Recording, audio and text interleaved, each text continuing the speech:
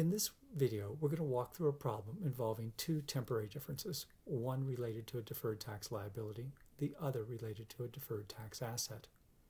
A single tax rate and a beginning balance for deferred taxes.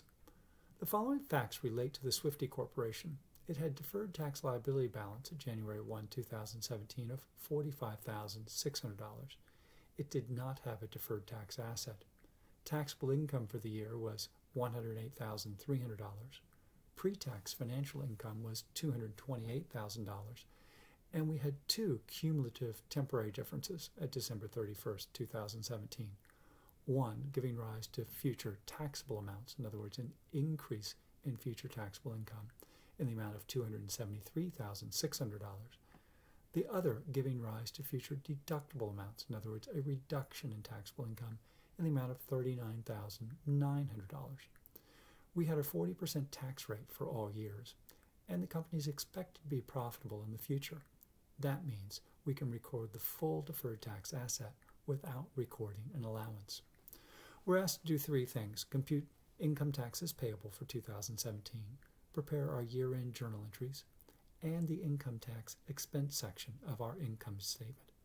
Let's begin by calculating our taxes payable.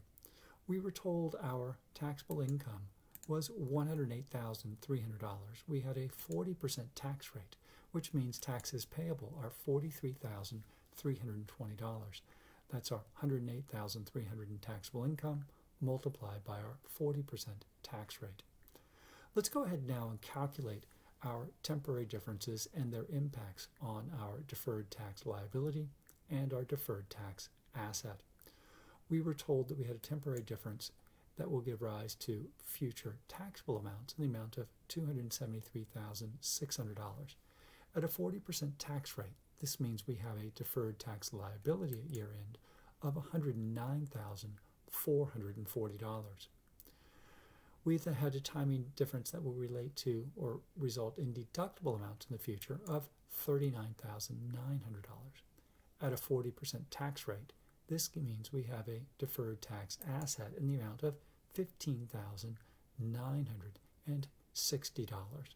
Let's now go ahead and prepare our journal entry related to our income tax expense, deferred taxes, and taxes payable. The first step is to pick up our taxes payable in our journal entry. We've calculated taxes payable in Part A, and they were $43,320. Next, we're going to need to pick up the ending balances for our deferred tax liability and our deferred tax asset. These we've calculated above.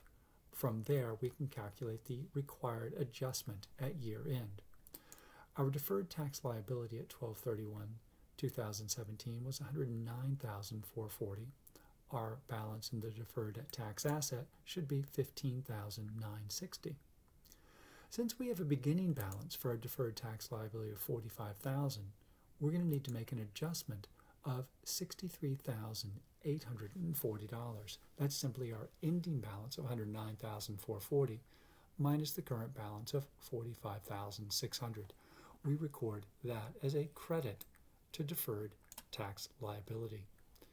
Next, we'll calculate the adjustment required for our deferred tax asset, which in this case is the $15,960, since our beginning balance was zero. We again record this as part of our journal entry, a debit to our deferred tax asset. Now that we've recorded our income taxes payable, our deferred tax liability, and our deferred tax asset, we can record our income tax expense, and that's $91,200. It's our income taxes payable of $43,320 plus our deferred tax liability of $63,840 minus our deferred tax asset of $15,960. For the income tax expense section of our income statement, we begin with picking up our income before taxes, or our pre-tax financial income, which we were told was $228,000. Next, we pick up our components of our income tax expense. Current income taxes payable, which we have just calculated as $43,320.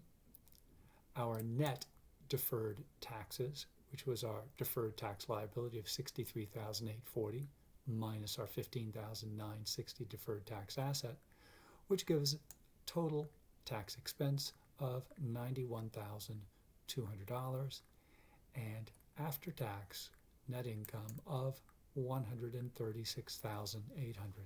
That's our income before taxes of $228 minus our total tax expense of $91,200.